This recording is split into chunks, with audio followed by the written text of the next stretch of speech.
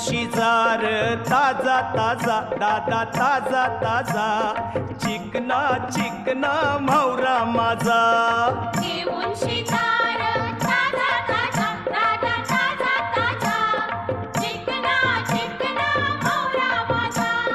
घेऊन शिजार ताजा ताजा दादा ताजा ताजा चिकना चिकना म्हावरा माझा